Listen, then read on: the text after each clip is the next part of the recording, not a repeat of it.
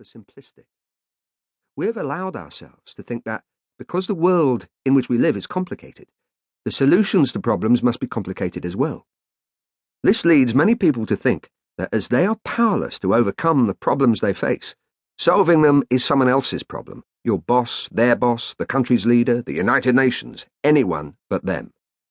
Meekly agreeing that the world is a difficult place and challenges are too difficult to overcome, they think that ambitions are too far-fetched to achieve. Whether it is in business or politics, the private sector or the public sector, too many people accept their lot. It's time to think again. Yes, the world is complicated. Some of the global challenges we face, population growth, climate change, how to regulate a global economic system, are of course complex problems. In business, the impact of the digital revolution, the labyrinth of regulations and laws, the intricacies of the financial markets, all these things and more make life a tangled web. Yet whether it is tackling a global challenge or a company's management problems, good, durable solutions are simple solutions. They are ones that we can all understand, and more often than not, they are based on clear values and principles that everyone can grasp. I learnt these basic lessons as we turned Tesco into the company it is today, overcoming some of the complex challenges we faced.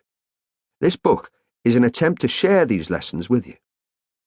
I have grouped my thoughts around 10 words, which together form the barest essence of what my experience has taught me. I suspect this wish to distill ideas to their simplest form does reflect something about me. I'm described as being blunt and to the point. That's true.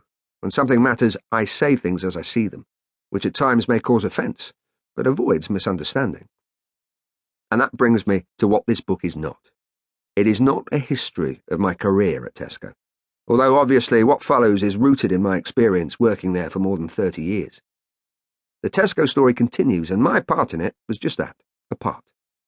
Tesco's success, as I hope you will see from what follows, is not thanks to one person, but hundreds of thousands of people working hard together towards a common goal.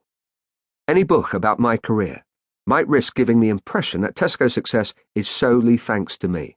Indeed, reading and rereading this book, I'm concerned that at times I might give that impression still.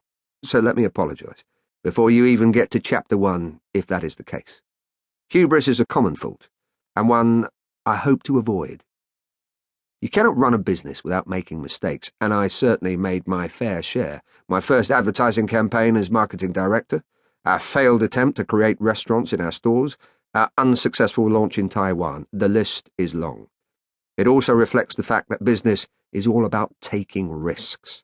Decisions that involve no risk are not decisions that will enable your business to grow. The trick is to learn from mistakes so that they don't prove fatal. If I were put on trial for the errors I made at Tesco, I'm sure my lawyer would be able to mount a defence for some and have to enter a guilty plea for others. My purpose in this book, however, is not to promote or defend decisions I made, but to impart the lessons I learnt over the course of my career. I'll leave it to others to be the judge and jury. Nor is this book just about retailing, although many of the lessons are rooted in retailing. I hope the lessons are applicable whatever you do, wherever you work. Do not read the words "the customer" and think, I don't have customers, so this is irrelevant to me. Almost every organisation has a customer. In the private sector, some companies may talk about their clients or buyers. They are customers. In the public sector, although often no money passes hands, citizens are usually customers of the services they use, having paid for them through their taxes. I write usually as sometimes there is no choice of service. Citizens have to accept what the state's organisation gives them. If they are to succeed, even these organisations must have clear aims, processes, and some of the other characteristics I will address later. Nor is this book solely for those perched precariously on the top rung of management, in some vast organisation, nervously looking down and wondering, where next? Many of the observations are directly relevant to managing any endeavour, large or small. I hope, I stress hope, that even if you do not think of yourself as a manager, you might find that what follows is just a little bit useful in your day-to-day life. If you work in a tiny firm or are part of a small team, the chances are that you have to handle relationships with people at work, face difficult decisions, and need to create and implement plans.